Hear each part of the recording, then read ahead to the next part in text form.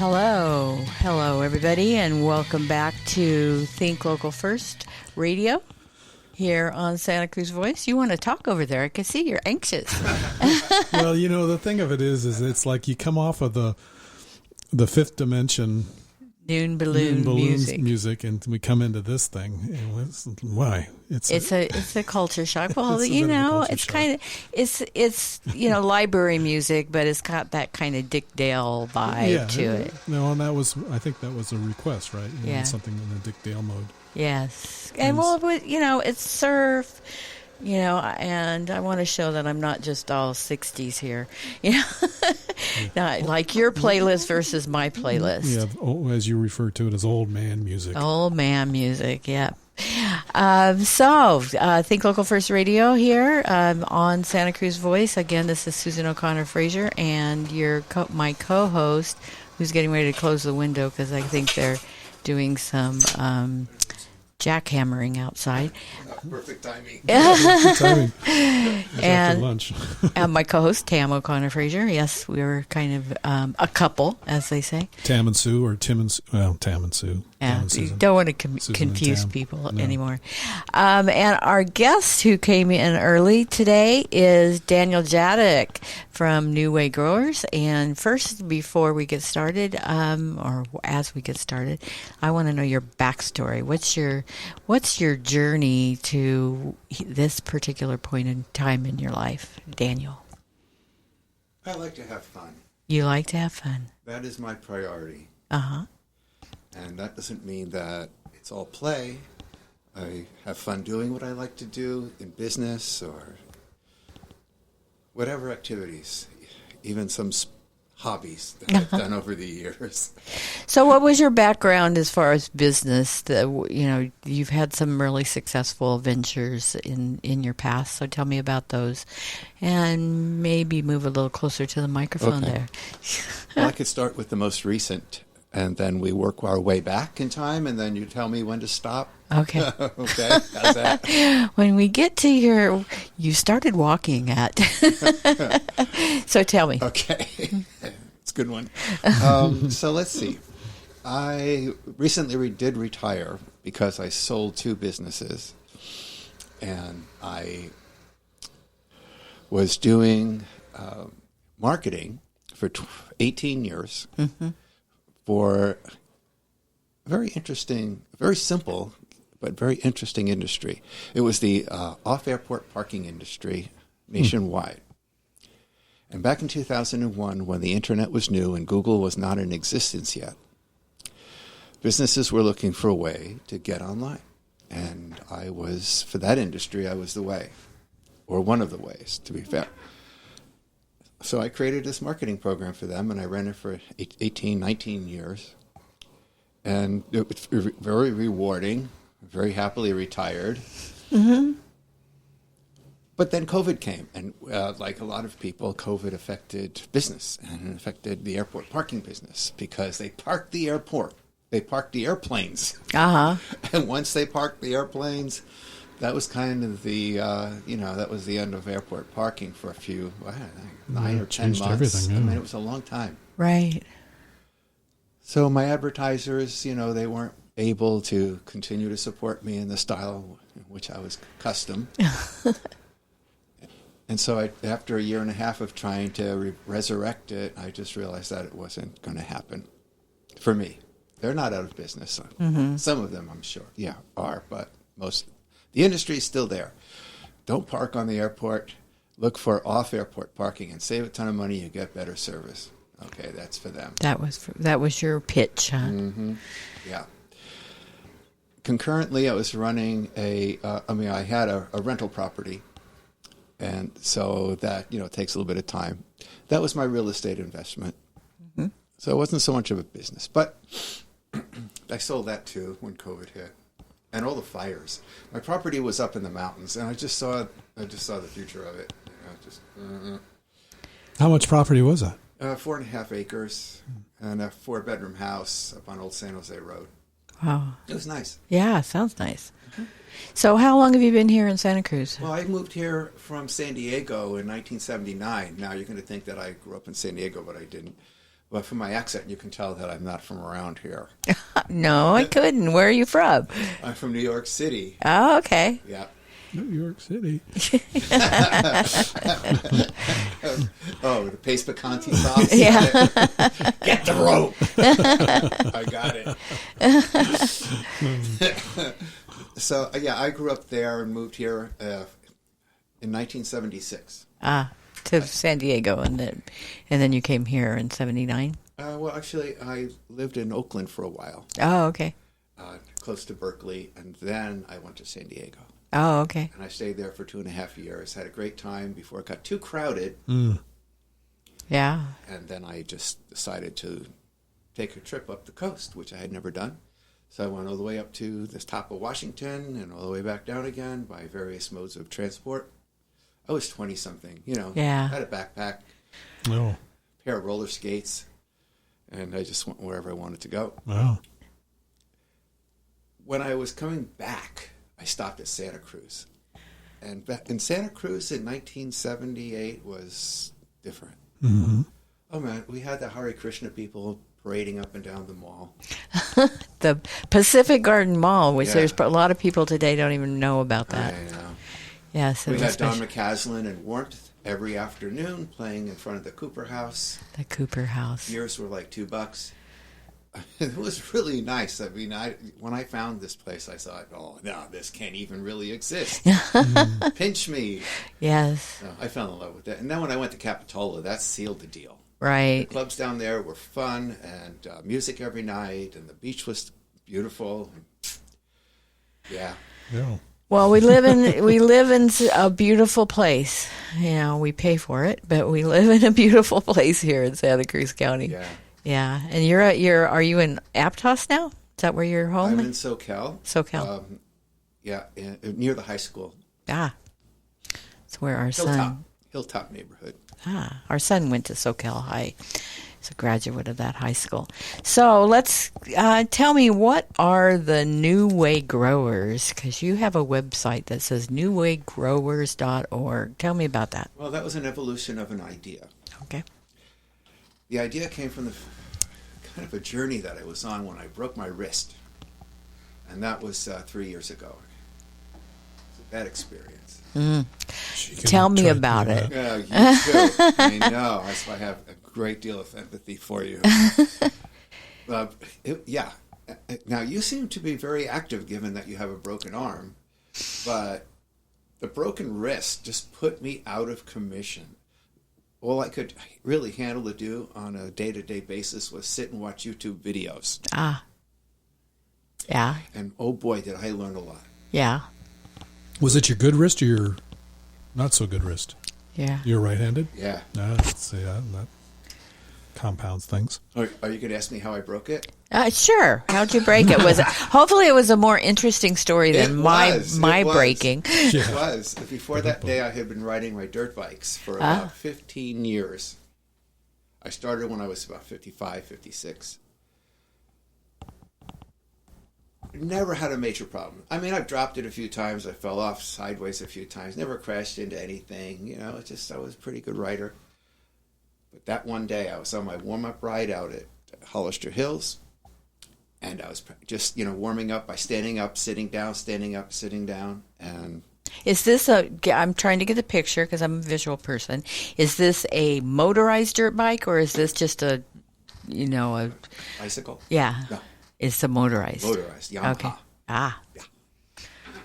So I was just doing my warm-up ride, and at one point I stood up, and as I stood up, I put too much weight on the right handlebar, and somehow managed to give it a little bit of gas. Now, this thing was not a big motorcycle, but it had a really powerful motor.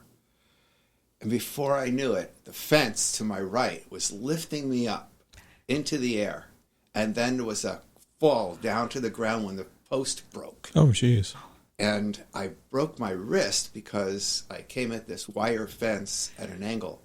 So when the motorcycle front wheel hit that wire fence at an angle, it pushed the handlebar into my right wrist. Huh. Oh. And just crushed the bone. So Oh, boy. that was no fun. No. And driving home from there wasn't fun either. But it didn't really start hurting until like the next day. Yeah. So Within 10 days, I had surgery to have some kind of plate put in there, Oh, my. But anyway, during my convalescence, I watched a lot of YouTubes. Even before that, I was developing an interest. And again, partly because of COVID. When COVID was being described, I got really curious, like, what's a virus? Is it, the big question is it alive or is it not alive? And what are the different bodily functions that it can have an effect on and have so profoundly? And that led to, how do you stay healthy during COVID? And how do you stay healthy when it's not COVID? Because, I was 69 or so years old then, and I was like, I can't take the chances that I used to. So YouTube videos, and I found one in particular, chiropractic doctor in Atlanta, Georgia, who does a great job of explaining body chemistry and what happens when we eat. And I just fell in love with this guy. I mean, he just explains things so clearly. He's extremely believable. And I've proven some of his concepts with my own body and what I eat and how I drink and all of that. So I watched tons and tons of videos while my wrist was mending. And then I thought, looking at what the foods that I'm eating, not good. Not good. I'm eating too much out of a box, not so much out of a can, but mostly out of a box, out of the freezer, out of a bag. I mean, I didn't even know where this food comes from. Right. No idea. It could come from some foreign country, which, in itself is not bad, but still, Michael Olson's second law of food quality is, the farther away your food travels to meet your mouth, the less control you have over its quality, and that's true. Right. Michael Olson's on our Food Chain Radio here on Santa Cruz Voice at 9 a.m. on Saturdays. So if you learn a lot about food from Michael. Absolutely. Well, I've been reading his book, Metro Farm. And it's been really great for me because it gives me an insight into how much goes into creating a farm, especially an organic farm. And so that allows me to, talk to the farmers about what they do and interview them, and I know the questions to ask to find out how they grow their food. Right. So Michael's been a really big help for that.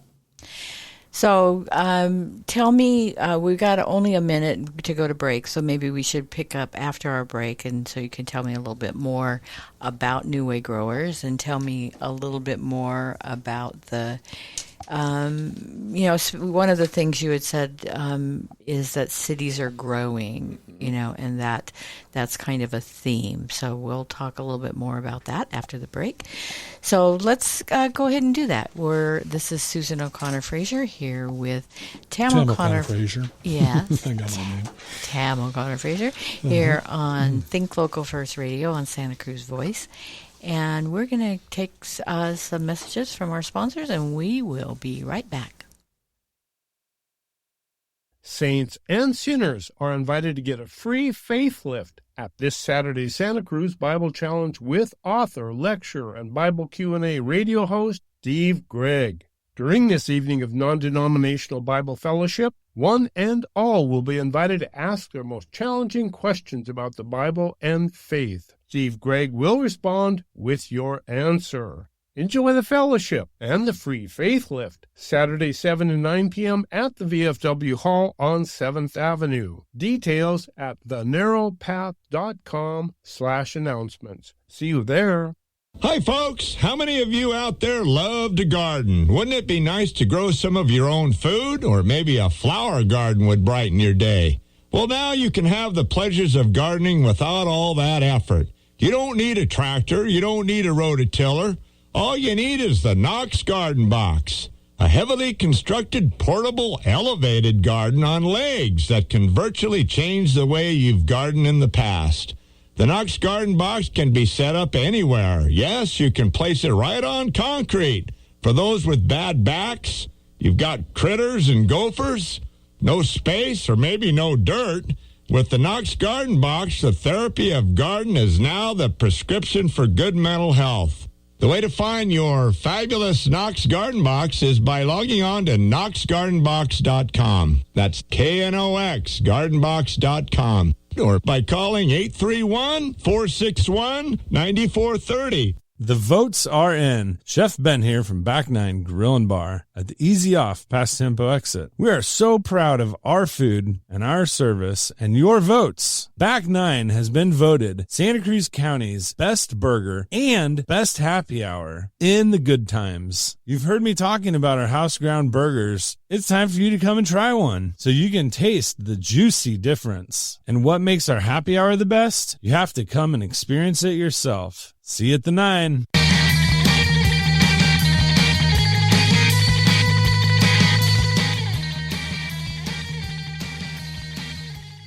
Hello, welcome back to Think Local First Radio here on Santa Cruz Voice. This is Susan O'Connor And Fraser. Tam O'Connor Fraser. Gosh, he just steps all over me. Jump right in. We're here in the studio with Daniel Jadek. He is the founder of New Way Growers, which you can find on newwaygrowers.org. So how are people, I mean, we live in kind of this wonderful community that has farms all around us. 600 farms. 200 Dang. plus certified organic farms. 200? Did you just say that? I did say 200. Oh, wow. Yeah, I didn't know that. I mean, I know that there's organic farms, but I didn't know there were that many. And is that in Santa Cruz County or also? County. Yeah, wow. Jeez. Yeah, I think that those of us that live in more urban and suburban areas of this county sometimes forget the abundance and that is produced by our local farms. So what about elsewhere? How are people elsewhere outside, able to obtain fresh, because like you say, you want it to be local, organically grown foods? Well, this information is part of what motivated me to look into how to promote farmers. Around the world, people are growing their own food, even in cities, especially in cities. It's not visible necessarily, and it doesn't make the news necessarily, but if you look for it, you can find a lot of information. So I have a little trip around the world here, like New York City. Now, in New York City, they grow their vegetables on the flat rooftops of the tenements. Here, there's not so many flat rooftops. We have one, actually, which we think is crazy because we live in a forest, and why would you have a flat rooftop in a forest? Yeah. But we do, so go ahead. Yeah. So, for instance, in New York City, people are turning these rooftops into gardens. That's awesome. They have their containers and whatever they use, or raised beds and irrigation, and there's plenty of sunlight. So then once a week, they don't grow in the winter. Right. But once a week during the spring and summer, fall, they harvest, set up tables out on the street right in front of the building, and people from that block and maybe elsewhere will come and buy the vegetables. That's cool. And some of them are co-ops where people, work together on a particular farm for their street, and others are just an open market. Somebody will invest in and create. I mean, I think one of the things we were discussing last week with the nutritionist that was on was kind of that concept. She was from New York, but it's been in Santa Cruz for a long time. But the idea of food deserts in these, especially in cities or, other urban areas, and not having access to, vegetables and fresh fruit. This is, a great, way to solve that problem. Right. And it creates community at the same time. And also, it's money being spent in a community, and we know about thinking local and spending local. So it's a win-win. Win. And there's nothing better than eating something that's coming right off of a vine. Yeah. Our neighbor, they started growing tomatoes last year, and I was never a big fan of tomatoes growing up. But they had so many extras, so I took a bunch. And I actually could eat a tomato like I eat an apple. Right. Which I would never have done. Yeah. But just because it was so fresh and it's so just right good. off the vine, It was amazing. And not, no necessarily chemicals. No chemicals, no, because they're not using any chemicals to. There also were our egg. Part of our egg producers. Yeah, they have 3 chickens, and during the daylight hours, those chickens lay so many eggs they need to share them. So we get some fresh eggs that way too. Oh, nice. Yeah. So take us away from New York because I'm visually Tokyo. there. Tokyo. We've been there too. Tokyo, Japan, Dateline. Well, there, space is at a premium. Yeah. Oh yeah. So they have a way of making the best of every space. In office buildings, there will be a dedicated area, like a foyer, is it called? Or Foyer? Yeah, where they'll set up growing. Ah. If they need to, they'll add lights, but if they don't, if they have an outdoor patio area, farming, Yeah. and the people that work in the building use the food, eat the food. Very simple. I mean, like you say, Tokyo's especially is just so crowded, and we did a video for a client. We shot in Tokyo. That was a interesting experience, learning how to what you do to tell your host that you don't want to drink anymore. You got to make sure you leave it full. You leave your drink full, and they won't pour you anymore. Oh, yeah. So it took me a lot of sake to find out to learn that lesson. No more sake. What a sweet lesson. So they must do a lot of vertical farming then. Huh? Do they do that? Let's see. I do have a note about that. Well, where besides Tokyo? So Berlin, Germany. Berlin. Wow. Berlin. Strong tradition of urban gardening with community gardens, rooftop farms, and even urban beekeeping scattered throughout the city. Now there's something. Mm-hmm. Whoever thought of that one? Yeah. They did. It never occurred to me. Yeah. We need more of that. We could look at Singapore. Another place It's we've been. densely populated with limited agricultural land, and here's the vertical farming in That's Singapore. Yes. Mm-hmm. And urban agriculture will enhance their food security. Yeah, if you've ever seen video of vertical farming, it's kind of fascinating. And as we look at some of our farmland or agricultural land being, scooped up to build more houses, which we also need here in California, it seems like that's one solution, is to look at vertical farming. Yeah, but recently, I would say this for the last 9 months or so, everything I've been seeing on the internet is about vertical farms closing. Is that because they're too expensive? And The electricity here is too high. Oh yeah. I mean, think about it. I mean, you have to duplicate the energy Of the sun. every, so many hours a day, Yeah. at least 10 or 12. It's too expensive. I had this thought, though, about vertical farming last night. I was like, you know what? Why are vertical farms the thing? There's so many other ways we could do this, but why warehouse the food? And it occurred to me, it's a little paranoid. Uh-oh. Conspiracies and theory alert. It's because you can lock it up. Oh. Talk about food security, right? I Right. mean, what if...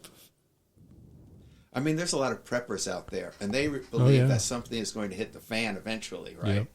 And so what if it does? And what if you can't go to the store and buy something to eat? You'll look for food.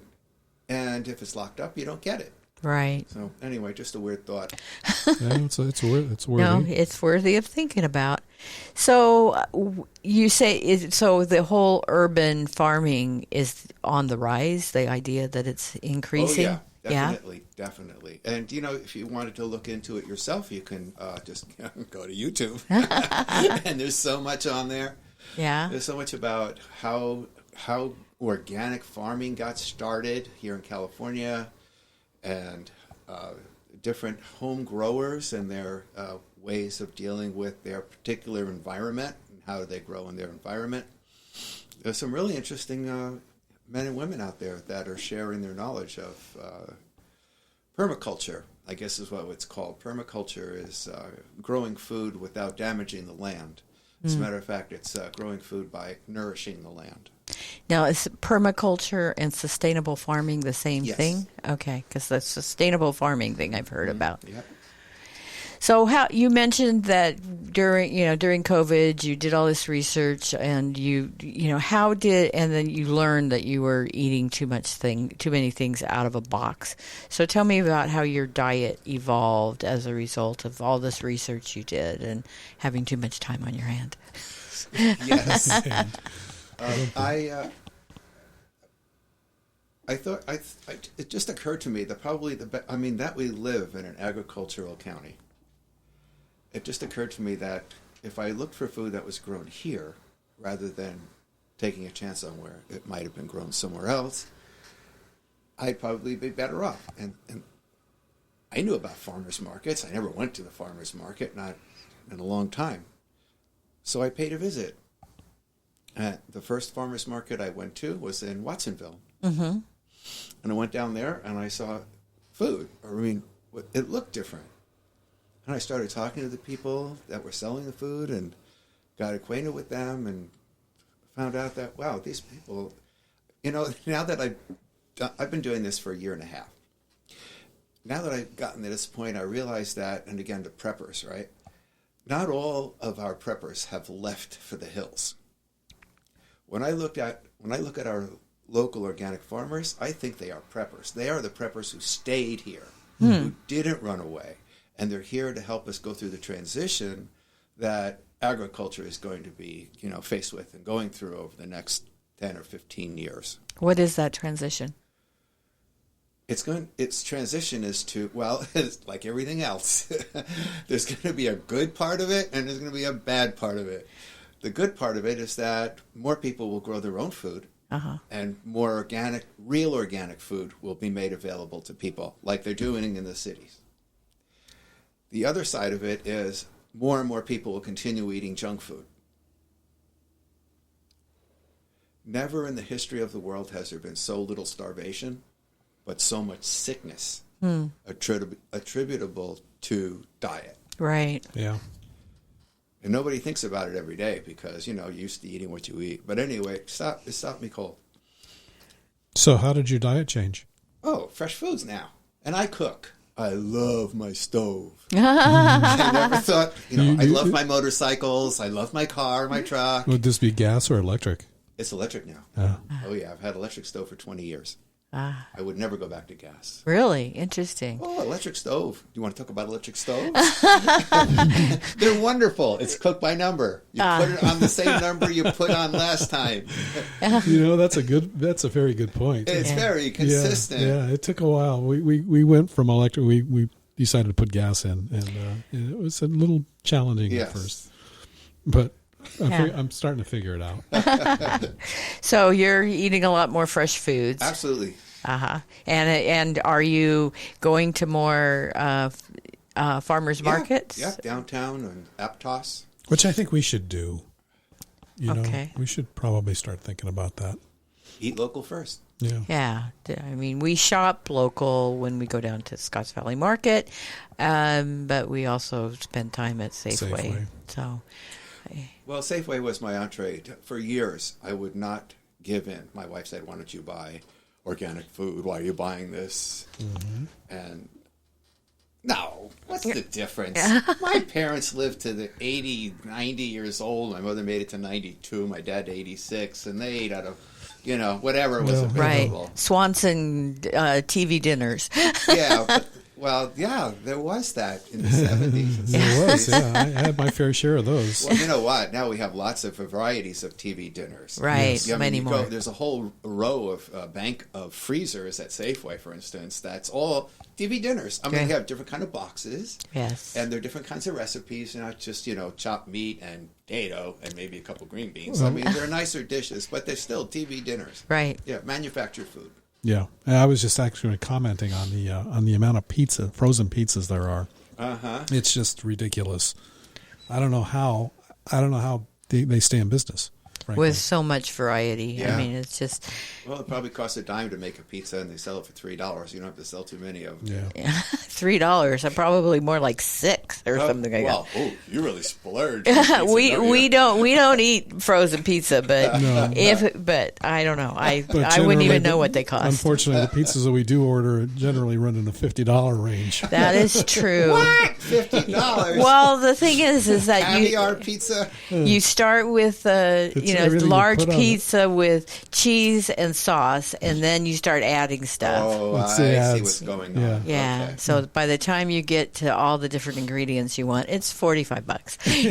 Yeah, I It might can see that. It might last us for at least 3 generally- meals. 3 meals, yeah. Yeah. So, what do you think is the biggest food quality problem that exists today? Oils. Oils. Oils. Interesting. What do you mean by that? There are 2 kinds of oils, or maybe 3. I'll start with the worst. Seed oils. Seed oils are called vegetable oils. But there's no vegetable. They're made from seeds. And in order to get oil out of a tiny little seed, like a sunflower seed, Right. you have to beat that thing to death. So, sunflower oil, which we probably have some of that. I never use. Is that the one in the refrigerator? Maybe. They're bad, you're saying. Soybean oil. Soybean oil. Again, you have to beat it up. You have to torture it to get a drop of oil out of a soybean.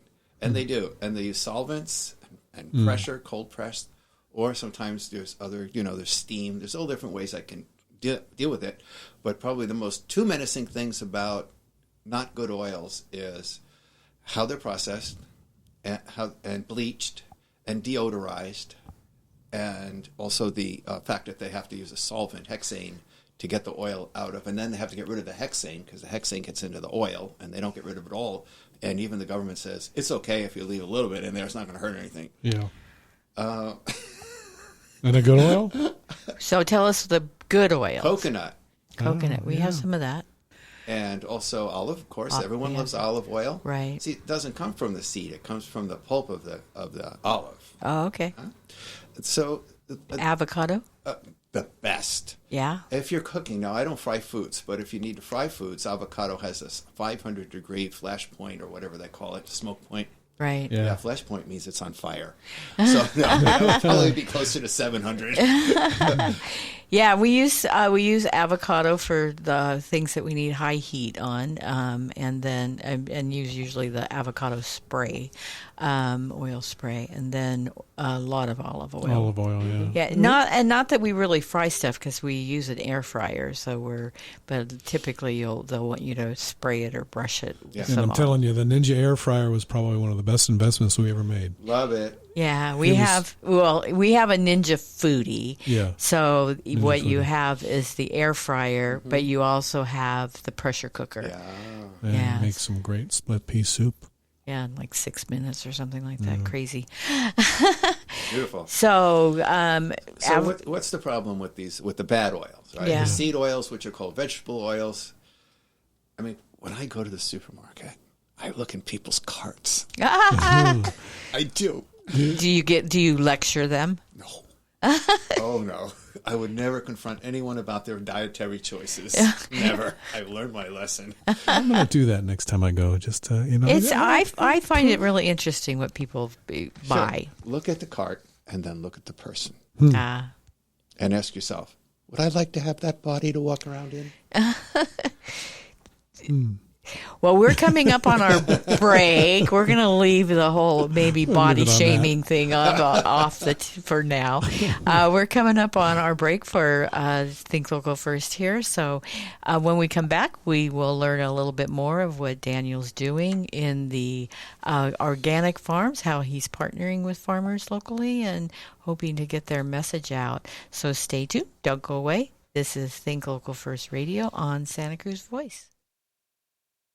Charlie Hong Kong is here to nourish you with our healthy noodle and rice bowls, abundant with local organic produce grown in nutrient-dense soil. as well as soup, sandwiches, salads, and our special ginger lemonade. All are welcome to enjoy our patio or to go. Order in person or online. Corner of Soquel and Seabright. Charlie Hong Kong, nourishing our community one bowl at a time. When your business is on the move, you must find the right place for it to move. Let's ask Matt Chelton, General Manager of J.R. Parish, the big question. What is the right place to move one's business? Location, location, location. Sometimes it's rent. Sometimes it's the fact that there aren't that many buildings available to suit you, but mostly it's location of your customers, location of the principals, location of your employees. Move it to the right place with the help of the power brokers at J.R. Parish in Santa Cruz. When you need help managing the legal affairs of your family, call on the Angel. Hello, I am attorney Angel Hess, and I am ready to help.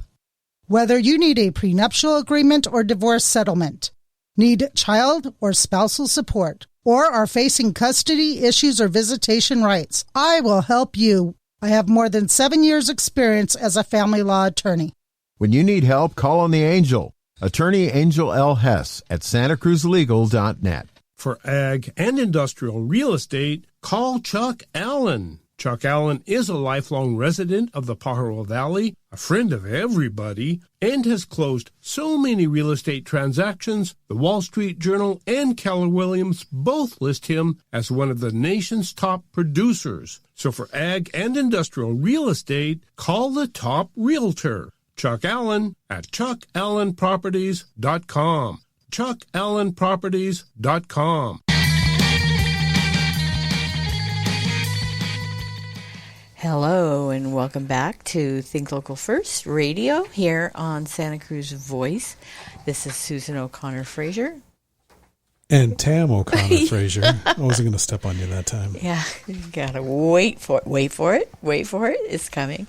It was one of our sponsors. There was Charlie Hong Kong, which is a local restaurant that serves really good food you for want to a talk lot about of. wanting to eat healthy?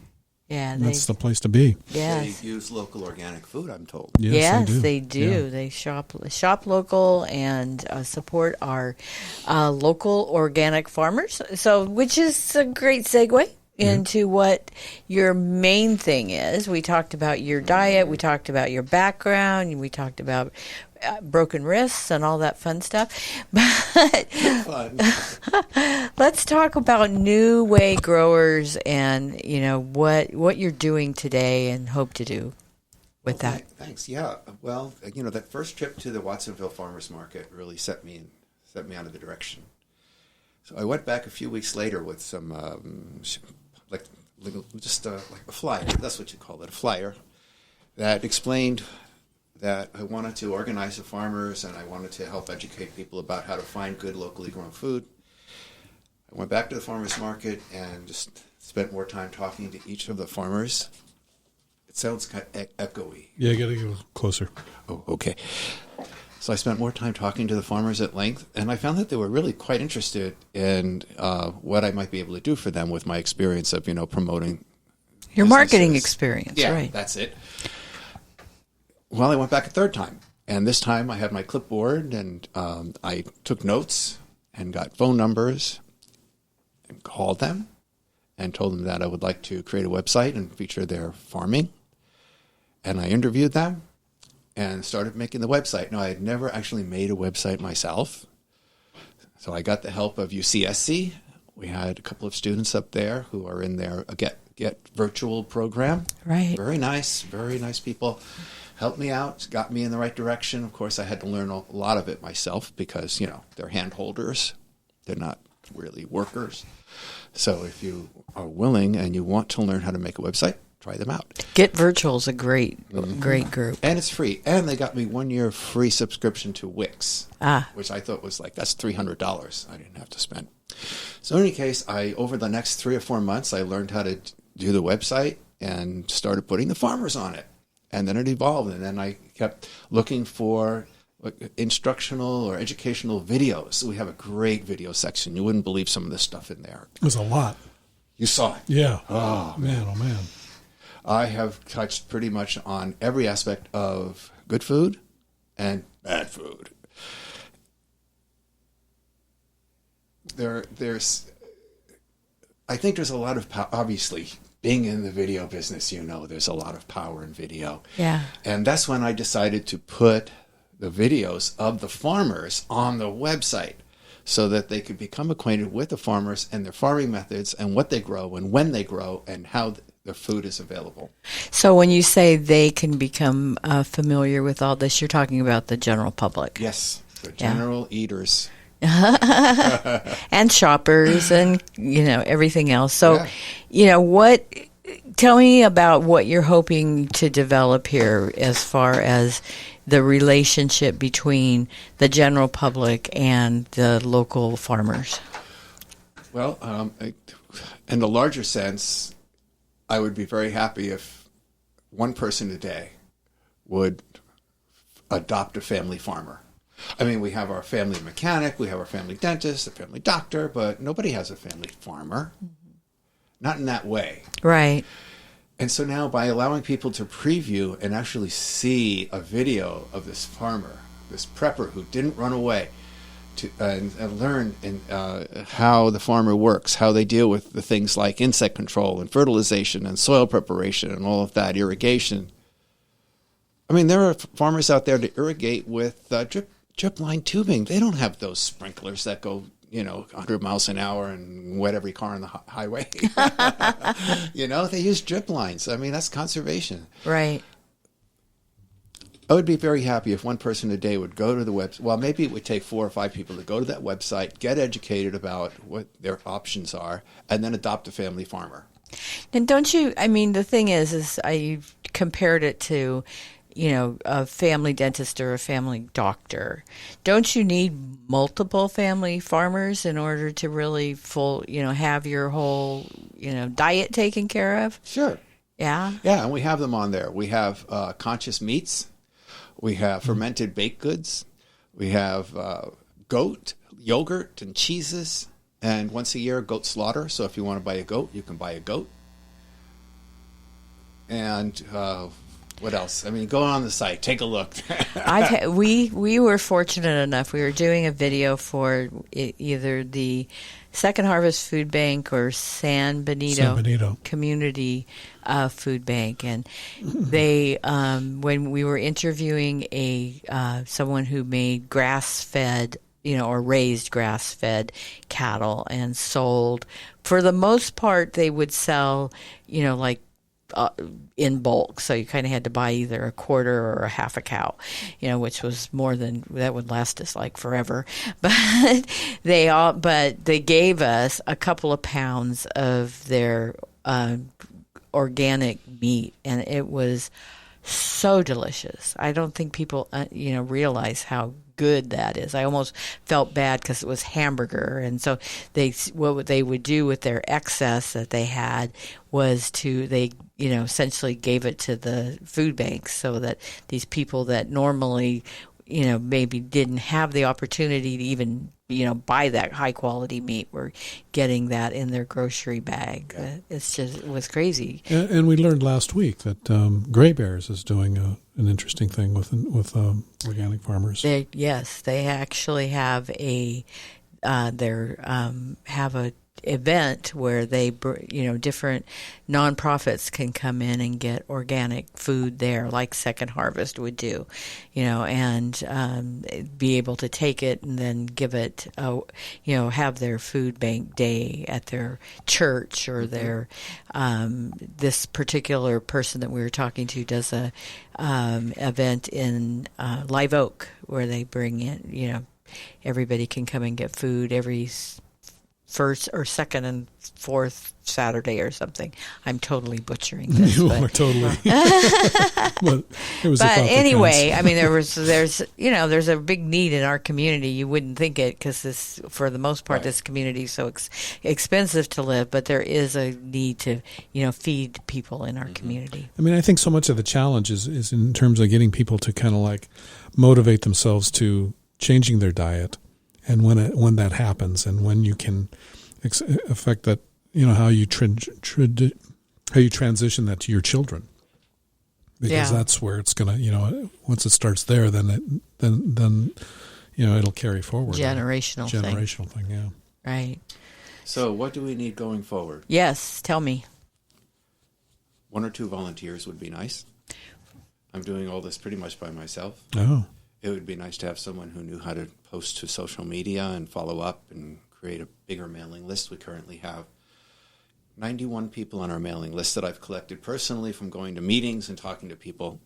And I publish a occasional bulletin, food bulletin, which contains some of the videos that are on the site, educational videos about food and food corruption.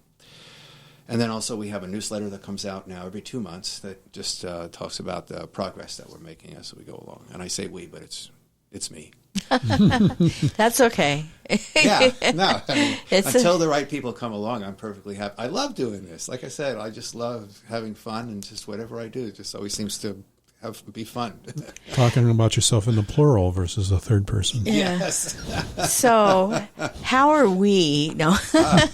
So we understand that obviously by going to your website, newwaygrowers.org, they can get access to all these videos that you have. Yes. They can learn all about, sustainable farming and, the benefits of eating, growing local. Lots of benefits to the public. What are the benefits to the growers? More exposure, and as they become adopted by various families. You see, this is not really a new concept, to be honest. The CSAs. CSAs? Yeah. That's, what is that? This is where you basically adopt a farmer and support the farmer by paying for your food in advance and committing to a certain amount of food every week. Okay. So you have a non-requested, you want it, but it's not. You don't have to request anything. The box of veggies shows up at your door. Ah. Yeah. And so what I'm doing, and the idea of this is to promote that concept. We have a CSA up in Pajaro, the Pajaro, what is he called, pastures, where it's a CSA for beef and pork. Well, that makes it so much more convenient. That's kind of how this is like a subscription service. Yes. Yeah, okay. Which makes a lot of sense. Because, that's the other part of it is a convenience factor. Right. But the problem with that is that people move, people go on vacation, disruptions, whatever, and it's maybe not the best way to do it because you're going to get those veggies whether you need them that week or not. Right. Well, you have to kind of. We found that we've done like the Blue Apron, situation, and then there's some weeks that we're busy and not able to cook. Then all of a sudden, you've got extra stuff. Yeah, you're feeling like the nice thing about what we do with the fish now, because it comes in frozen. We're not under the duress of, oh, geez, we got to cook that because it's fresh. Yeah, so it comes flat. They flash freeze it on the fishing boat, so we get it as still frozen, and we can thaw it and eat our salmon. That the night that we've thawed it. That is an odd word, isn't it? Yeah. So, what does adopting a farmer mean? What I would like it to mean, if this all works out, is that maybe not all, but some of the farms that are participating can open up their farm to sell direct once they become adopted by a certain number of families, and that way they don't have to. A family can just go shop at the farm. Kids will love it. They get to see the goats and the pigs and whatever. They could just buy what they need for the week. Right. And because part of this is, part of my mission is to reduce food waste. And we know that food waste is a problem because they're giving people little black brown containers to put their, food waste in and out with the trash. Right. Or telling us to compost it. Right, in the green can. Right. And then I have a worm farm that I use for my waste. So, nothing changes in a day, but I just see where this is followed, and and eventually it's a way for farmers to develop their direct connection with the family. So, is this in addition to them maybe attending for the farmers market? Farmers market. Yeah, thank absolutely. you. So they would still do the farmers market, but maybe have more name identity so people know it's like, I'm going to go there because I've adopted this farm. Or well, here's what it is. You could meet your family farmer on my website and learn all about them, maybe call them up, maybe have a visit, and then go to the farmers market and buy their food. Okay. That's the easiest way to do it at this point. Are you connected at all to the farm tours thing? I went last year. Did you? How was fun. that? Yeah, it was great. I dug up a couple of potatoes, sweet potatoes, and picked a couple of, tomatoes. Yes. Mm-hmm. Yeah, it was great. Yeah. So that's what I went to the Previdelli farm up in Watsonville, and I didn't pick anything, but it was interesting to walk around. They have 100 acres. Oh, my gosh. No, it's huge. All kinds of fruit trees and really, really, really nicely well-managed farm. Beautiful up there. So what do you obviously you're a nonprofit. You're doing a lot of good out there for the local farmers and for people in general. You know, what would be the call to action that you would want to leave our listeners with? Oh, okay. Well, donations. Once you go to the website, or if you're moved by what I'm offering, if it's valuable to you, you can throw a couple of bucks into the internet, and somehow I'll get it. Also, 2 volunteers would be nice to help me with just promotion, social media promotion, whatever else. I mean, even if you're a person that goes to events quite a bit in Santa Cruz, I can print flyers that you can hand out. I have enough business cards to last a month. Just hand those out and basically just talk it up. I mean, that's what it needs, is just for people to talk about it, get excited about it, and bring in new people. And go to your Facebook page. Go to his Facebook page. New Way Growers, yeah. It's packed with a lot of great information. It's right there. It's pretty succinct. And in fact, it touches on a number of the different things we talked about in this last hour. Yeah, I think that Daniel, really exemplifies the whole concept of think local first. Not only is he the treasurer on the organization right now, but he essentially what you're doing is all about thinking local and the benefits it can bring to you, as an individual, because you're buying great local organic food, but also the benefits it brings to the community. So I thank you so much for joining us today. No. Thank you. The hour flies by. Yes. So we're coming up on the end of our show. Next up is Community Matters here on Santa Cruz Voice. Do yourself a favor and go to newwaygrowers.org and learn more about what Daniel's doing out in the community. And we have one more show to do here.